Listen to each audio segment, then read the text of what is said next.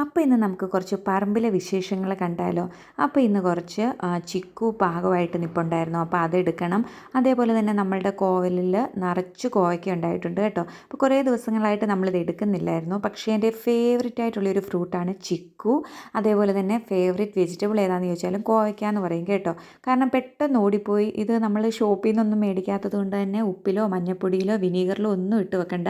അങ്ങനെ തന്നെ കഴുകി അങ്ങ് കട്ട് ചെയ്ത് കറിയാക്കിയാൽ മതി. അതേപോലെ ഇത് പിഞ്ചായിരിക്കുന്ന സമയത്ത് എനിക്കും കൊച്ചിനും ഒക്കെ ഇത് പറിച്ച് കഴിക്കാനും ഇഷ്ടമാണ് കേട്ടോ. എന്നേക്കാളും കൂടുതൽ ഇഷ്ടം മമ്മിക്കും കൊച്ചിനും ഒക്കെയാണ്. അപ്പോൾ ദേ നമ്മളുടെ ചിക്കു ആണ് കേട്ടോ. ഒരുപാടുണ്ടാവും. പക്ഷേ മുകളിലായിട്ട് പറിക്കാൻ കുറച്ച് പാടുണ്ടെങ്കിലും നമ്മൾ നെറ്റിലാണ് കേട്ടോ ഇതെല്ലാം പറിച്ചെടുക്കുന്നത്. ഒന്നും താഴെ അങ്ങനെ വീഴ്ത്തി അധികം പറിക്കാറില്ല. ഇങ്ങനെയുള്ള ഫ്രൂട്ട്സ് മാങ്ങ പഴുക്കുമ്പോൾ ഒന്നും താഴെ വീഴ്ത്തി പറിക്കാറില്ല. താഴെ വീഴ്ത്താറില്ല. കാരണം എന്ന് പറഞ്ഞാൽ താഴെ വീഴുന്നു കഴിഞ്ഞാൽ പിന്നെ അധികം ദിവസമൊന്നും ഇരിക്കില്ല, പെട്ടെന്ന് അതങ്ങ് ചീത്തയായിപ്പോവും. അപ്പോൾ താഴെ വീഴാതെ വേണം ഇങ്ങനെയുള്ള ഫ്രൂട്ട്സൊക്കെ എപ്പോഴും നമ്മൾ പറിക്കാൻ കേട്ടോ.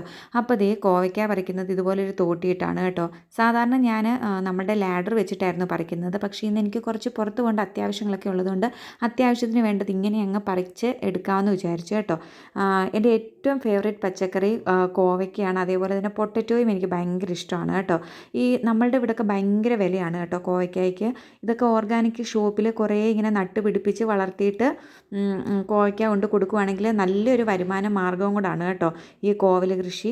അതേപോലെ തന്നെ ഒരുപാട് അസുഖങ്ങൾക്ക്, പ്രത്യേകിച്ച് ഡയബറ്റിക്കാർക്ക് നല്ലതാണ് കേട്ടോ കോവയ്ക്ക. അതുപോലെ തന്നെയാണ് നമ്മുടെ മിക്ക അസുഖങ്ങൾക്കും നല്ലതാണ്. ഒന്ന് ഗൂഗിൾ ചെയ്ത് നോക്കിയാൽ മതി. എനിക്ക് വലിയ കാര്യമായിട്ടൊന്നും പറഞ്ഞു തരാൻ അറിയില്ല കേട്ടോ. ഗൂഗിളിലൊക്കെ ഞാനിങ്ങനെ കണ്ടിട്ടൊക്കെ ഉണ്ട്. പക്ഷേ ഇപ്പോൾ അതൊന്നും പറഞ്ഞ് നിങ്ങളെ ബോറടിപ്പിക്കുന്നില്ല കേട്ടോ. ഒരുപാട് കീടങ്ങളോ ഒന്നും വന്നങ്ങനെ കോവയ്ക്ക നശിപ്പിക്കത്തില്ല കേട്ടോ. പിന്നെ ഈ മുഞ്ഞ എന്ന് പറഞ്ഞൊരു സാധനമുണ്ട്, അത് വരാറുണ്ട്. എന്നാലും അത് ഒരുപാട് ഇവിടെ അങ്ങനെ കോവലിനെ അറ്റാക്ക് ചെയ്യാറില്ല കേട്ടോ. നമ്മളുടെ വീട്ടിൽ നമ്മൾ ഒരുപാട് അങ്ങനെ മെനക്കെട്ട് വളമൊന്നും ചെയ്യേണ്ട ആവശ്യമില്ല. ആവശ്യത്തിന് വെള്ളം ഒഴിക്കുക. ഉണക്കനുസരിച്ച് നമ്മളുടെ വെയിലിൻ്റെ ഒക്കെ അവസ്ഥ നമുക്കറിയാലോ, അതനുസരിച്ച് വെള്ളം ഒഴിക്കുക, ആവശ്യത്തിന് വളം ചെയ്യുക. അങ്ങനെ ഒരുപാട് നമ്മൾ സംരക്ഷിക്കേണ്ട ആവശ്യമൊന്നും കോവലിനുണ്ടെന്ന് തോന്നുന്നില്ല. എൻ്റെ വീട്ടിലെ ഒരു കോവൽ കൃഷി അനുഭവം വെച്ച് പറയുകയാണ് കേട്ടോ. അതേപോലെ അങ്ങനെ പ്രത്യേകിച്ച് കാലാവസ്ഥയൊന്നുമില്ല കേട്ടോ. ഏത് കാലാവസ്ഥയിലും കോവൽ വളർന്നോളും. പിന്നെ എനിക്ക് ആൺകോവലോ പെൺകോവലോ അങ്ങനെയൊക്കെ ഉണ്ടോ എന്നറിയില്ല. ചില സമയത്ത് ഞാനിതുപോലെ വെച്ചിരുന്നപ്പം കിളിക്കാതെ വന്നിട്ടുണ്ട്. അതൊരു തവണ മാത്രം കേട്ടോ. ബാക്കി എല്ലാ സമയത്തും കോവൽ നട്ടുപിടിപ്പിക്കുമ്പോൾ നല്ലതുപോലെ കായിടാറുണ്ട്. പിന്നെ മഴക്കാലത്ത് മിക്ക പച്ചക്കറികളും ഉണ്ടാവില്ലല്ലോ, പൂ പൊഴിഞ്ഞു പോകും. അപ്പം മഴക്കാലത്ത് ഉണ്ടാവില്ല കേട്ടോ. മഴക്കാലത്ത് നമ്മൾ ഈ കോവൽ വിട്ട് കൊടുക്കണം. അപ്പോൾ നല്ലതുപോലെ കായ പിടിച്ച് കിട്ടും കേട്ടോ. എന്നെപ്പോലെ വലിയ കൃഷി അറിവില്ലാത്തവർക്ക് വേണ്ടിയിട്ട് ഞാൻ പറയുകയാണ് കേട്ടോ. വള്ളി മുറിച്ചാണ് നമ്മൾ കോവൽ നടുന്നത്. എനിക്ക് തോന്നുന്നു ഒരു 4 മുട്ടുകളെങ്കിലും ഉള്ള വള്ളിയാണ് കേട്ടോ നമ്മൾ നട്ട് വെക്കാൻ നല്ലത്. ഒരുവിധം മൂപ്പെത്തിയ വള്ളി നോക്കി വേണം നമ്മൾ വെട്ടാൻ. പിന്നെ ഒരുപാട് വണ്ണമുള്ള വള്ളി വേണമെന്നൊന്നുമില്ല. നമ്മൾ കുഴിച്ചു വെക്കാൻ ഏറ്റവും നല്ലത് ഒരു കവറിലോ എന്ന് വെച്ചാൽ ചെറിയ നമ്മൾ ഈ സൂപ്പർ മാർക്കറ്റിൽ നിന്നൊക്കെ കിട്ടുന്ന എന്തെങ്കിലുമൊക്കെ മേടിക്കുന്ന കവറുണ്ടല്ലോ, ആ കവറോ അല്ലെങ്കിൽ ഗ്രോ ബാഗോ ചട്ടിയിലോ ഒക്കെ വെച്ച് നമ്മൾ ഈ വള്ളി ഒന്ന് മണ്ണിൽ പിടിപ്പിച്ചെടുക്കുന്നതായിരിക്കും കേട്ടോ ഏറ്റവും നല്ലത്.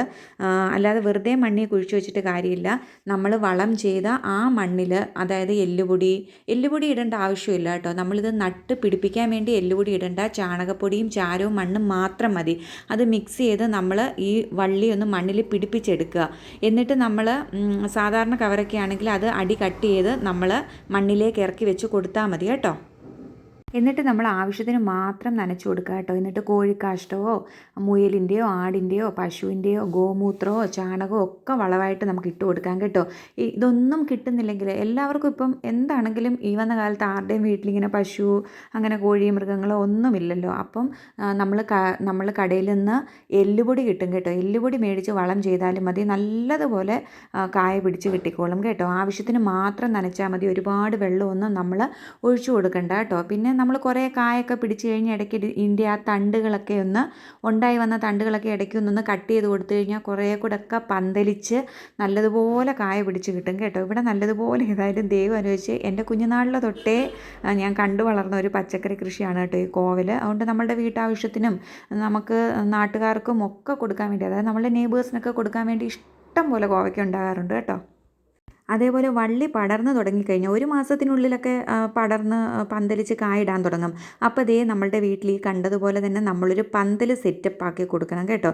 അല്ലെങ്കിൽ നെറ്റ് കെട്ടി അതിലോട്ട് പടർത്തി വിട്ടാൽ മതി. പന്തലാണ് കുറച്ചുകൂടെ നല്ലത്. അപ്പോൾ നമ്മളുടെ വീട്ടിലെ സ്ഥലവും സൗകര്യമൊക്കെ നോക്കി അതൊക്കെ ചെയ്യുക കേട്ടോ.